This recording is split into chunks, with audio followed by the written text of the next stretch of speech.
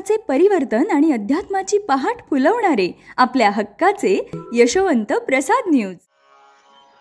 यशवंत हो, जयवंत हो, यशवंत हो, जयवंत हो, यशवंत हो, जयवंत हो.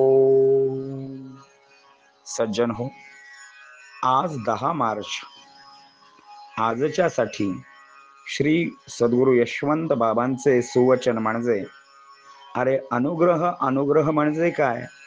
अनुग्रह म्हणजे बालोज्ञान. तुझे नाव शाळेत घातले याला अनुग्रह म्हणतात. बरेच जण श्री महाराजांच्याकडे येत होते. त्यातल्या बऱ्यापैकी लोकांनी ग्रंथ पुस्तके वाचलेली होती. वाचलेल्याची अनुभूती आपल्याला मिळालीच पाहिजे अशी प्रत्येकाची इच्छा असणे स्वाभाविक होते. मात्र महाराजांना विचारायचे कसे? कारण इतर श्रीगुरूंच्या ठिकाणी जे काही असायचे ते दृष्टोपत्तीस पडायचे. त्यातलाच हा अनुग्रह. बहुतेक ठिकाणी अनुग्रह देतात, पण महाराजांना अनुग्रह द्या म्हणालो आणि महाराज जर दगड उचलून शिव्या देत मागे लागले तर याची भय भीती असायची. मात्र त्यांनी सेवेत घेतलेल्या भक्तांना थोडा धीटपणा आलेला असायचा. मग महाराजांची मनस्थिती पाहून एखादा धाडस करायचा. एकाने धाडस केले. त्यांचे नाव होते पाठक मिस्त्री. ते श्री महाराजांच्या कनपटीलाच बसले. महाराज, मला अनुग्रह द्या. त्यावेळी महाराज म्हणाले, अरे अनुग्रह अनुग्रह काय करतोयस? अनुग्रह म्हणजे बालोज्ञान. तुझे नाव शाळेत घातले याला म्हणायचे अनुग्रह. मग आहेसच की तू आमच्या शाळेत. मात्र प्रत्यक्ष अनुग्रहाची अनुभूती घ्यावी ही पाठकांची सुप्त इच्छा होती. पाठकांचे पुढे काय झाले हे नंतर बघू.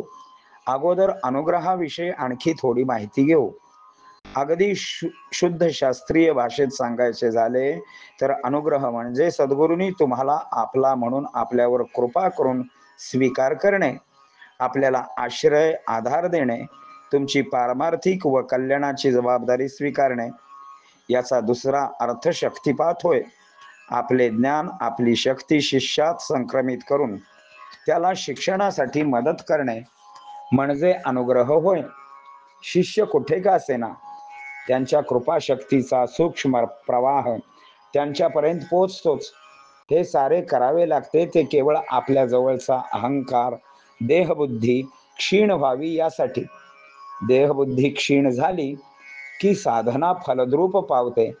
आपण त्यांना शरण गेलो ते आपल्या पाठीशी कायम उभे असतात. मात्र यासाठी शिष्याने काय करावे? तर शिष्याने गुरूंनी सांगितल्याप्रमाणे आचरण करावे. आपले साधन श्रद्धेने आणि चिकाटीने करावे. श्री गुरूंशी अनन्य भावाने एकनिष्ठतेने राहावे. आपण अनुग्रह घेतला याचा अर्थ आपण आपली सारी ऐहिक व पारमार्थिक जीवनाची सूत्रेच आपण श्री गुरूंच्याकडे देऊन मोकळे होतो. आणि हाच दृढ भाव आपल्या अंगी असला पाहिजे. अशी एकरूपता झाली की श्री गुरु गुणदोषासकट आपला स्वीकार करतात, मार्गदर्शक बनतात आणि साधनात सदैव पाठीशी राहतात. असाच योग पुढे पाठक मिस्त्री यांच्या आयुष्यात आला. श्री गुरु उन्हात झोपलेले होते. ते म्हणायचे, ऊन हे म्हणजे माझी औषधे आहेत. म्हणून तप्त फोपाट्यात तप्त उन्हात ते झोपत असत. अर्थात झोपणे ही त्यांची क्रिया वेगळ्या कारणासाठी सुरू असायची. श्री महाराज तप्त फोपाट्यात भर उन्हात झोपलेले होते.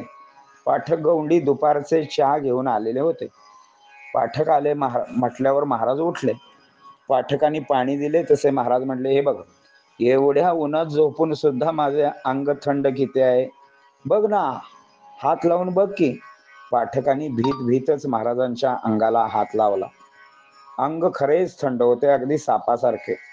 पण त्या स्पर्शाने एका क्षणात जादूची कांडी फिरावी तसे या जीवनामध्ये आमूलाग्र बदल झाला. एका क्षणात मी कोण कोठून आलो हे सारे विसरले आणि एका वेगळ्या स्थितीमध्ये 10-15 मिनिटे निघून गेल्यानंतर पुन्हा श्री महाराजांनी पाठकांना हात लावला आणि पाठक मूळ पदावर आले. तीच अवस्था गजानन गुरुजींची होती. श्री गुरु मिळावा म्हणून औंधची यमाई श्री ब्रह्मचैतन्य गोंदावलेकर महाराज यांच्या वाऱ्या त्यांनी सुरू ठेवलेल्या होत्या. असेच एक दिवस गोंदावल्याहून गजानन गुरुजी चहा घेऊन श्री गुरूंच्या माळाला आले.